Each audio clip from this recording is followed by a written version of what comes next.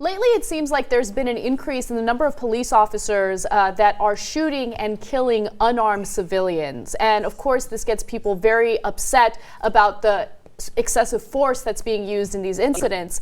Now, we do have one example, and we want to show you guys a video, and then I have even more examples for you. Take a look.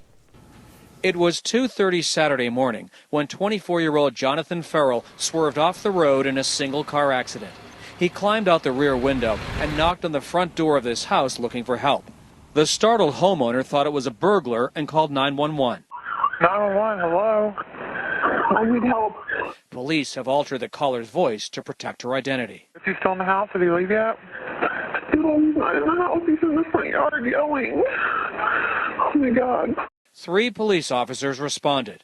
When Farrell ran toward them, Officer Randall Carrick drew his gun and shot Farrell 10 times. The dead man was unarmed.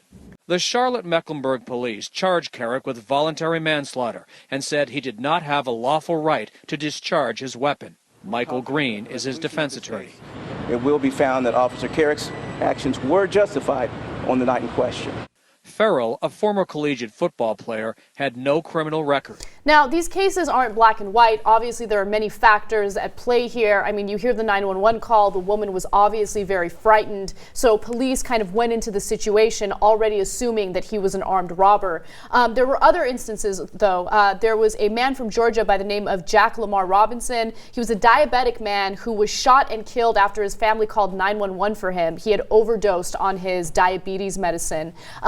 Police officers said that he had charged at them. However, he was unarmed. There was a 95-year-old man by the name of John Warna from Chicago who died after police tased him, and they struck him with beanbag rounds when he threatened them with a butcher's knife. There was a Texan by the name of James Barton who was shot by police officers after getting out of his car during a routine traffic stop. So a lot of these cases have been popping up recently. We've been doing a lot of extensive coverage on it on the Young Turks. But I want to bring in the panel to see whether or not you guys think that this is a trend. Desi, do you think that these are just little isolated incidents that are getting a lot of press attention, or do you feel that this actually is a trend, this whole notion of shooting first, asking questions later? Well, I know for me it feels like it's a trend. It feels like this is happening more often, but I really don't have the statistics to back that up. It could be that it is just anecdotal, and it's the spread of social media and the spread of people being able to share news stories more quickly and more readily nowadays than they were before. I think, though, it kind of speaks to how we have sort of militarized the police. This is something that we've talked about before, how when you have so much money that has gone into the defense establishment, the defense industry, making a lot of guns, a lot of tanks, a lot of rifles, a lot of weaponry that then gets put and sort of secondhand gets sent down to the police departments, and then not necessarily as much funding for training. A lot of money for equipment and toys, not as much money for training of police officers. So I'm wondering if there might be some sort of skew in our priorities and our funding and policy priorities that are preventing us from giving police officers the full equipment and training they need to ensure that when they get into that situation, it doesn't escalate unnecessarily. You make a really good point about the training. When it comes to dealing with those who have mental disabilities, the police enforcement throughout the country doesn't really there's no real federal standard to it, so it differs from one department to another. And as a result, there are some departments in the country that don't know how to deal with someone who has Down syndrome, for instance. There was a case involving a guy by the name of Robert Ethan Saylor. He was a 26-year-old with Down syndrome, and he was at a movie theater, and he tried to watch the same movie twice without paying for it. Police officers were called to the scene. This kid refused to leave. Well, he's a man, 26, but he refused to leave, and it led to them basically choking him, and he died of asphyxiation. So these types of situations kind of bring up the whole training issue. But Paul, I want to bring you in because you said you were a police officer at one point. Correct. I think that these are isolated incidents. I think 300 million people in this country, cops are on our streets all the time. Things happen. They make decisions like that, and in hindsight, you can go back and go, gosh, how did that happen? Look, I think you're damned if you do, damned if you don't today in law enforcement. 20 years ago, I would have recommended folks go into a career in law enforcement. Today, I would probably recommend, I wouldn't want my kids to go in it. I think not only do you have the crooks against you, oftentimes in the streets, you get sometimes parents yelling at you. Now you got the media coming down on you for very little pay. And I will say, I think collectively we have outstanding training. We have to be certified by state agencies. Here in California, it's post police officer standard training. So we do a lot of training. But when you see incidences like that, a young man who was shot 10 times, you just go, how did that happen? I can't put myself in that officer's mind, nor do I want to. It's a tragic loss, and we have to look at that. We can certainly learn and train from every incident, but we are human beings. And we, just like everybody else, are going to make mistakes. When those mistakes happen, absolutely we need to learn from them.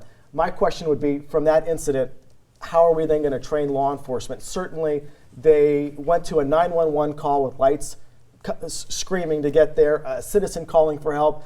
It's nighttime, and you see a subject running at you who matches the description. So in the back of your mind, as a law enforcement officer, you've got a few split seconds to make a decision. What we don't talk about is a lot of cops are getting shot today around this country, as well. So we have violence that are taking out the good folks who are protecting us.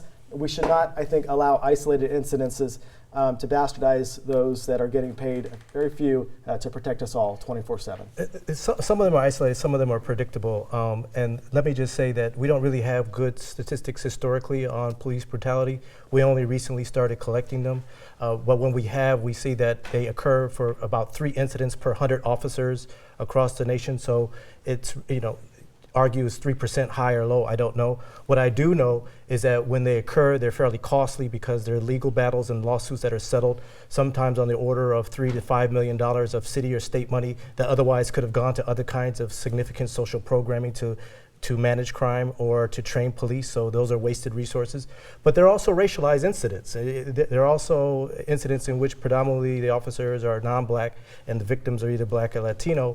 And so yes, there is training that takes place. Training across the country has ramped up, but the notions around cultural sensitivity in training hasn't met that kind of training standard that most states have had. Let me also say that why I say it's predictable is because in many states and cities, police departments have adopted police review boards, citizen commission police review boards, where citizens have oversight over the behavior and the policies and procedures of police. When you have those, the kind of police brutality incidents that we've shown have fallen dramatically because there is citizen participation in the accountability of police officers. And where you don't have that, then all the factors in society like racial bias and over-policing and brutality and everything that comes into society plays itself out on the street, and police officers are not immune to those kind of larger cultural influence as well. Lots of great points by Michael. Unfortunately, we got to move on to the next topic, but this is an ongoing issue, and there's also the whole notion, or the question, I should say, of police officers using or overusing non-lethal weapons like tasers. That issue comes up quite a bit, and I'm sure we will address the issue of the militarization of our police force in future shows. We've already done it quite a bit, but it is a growing issue. It is a growing issue, especially considering the weapons manufacturers and the fact that they need to turn a profit.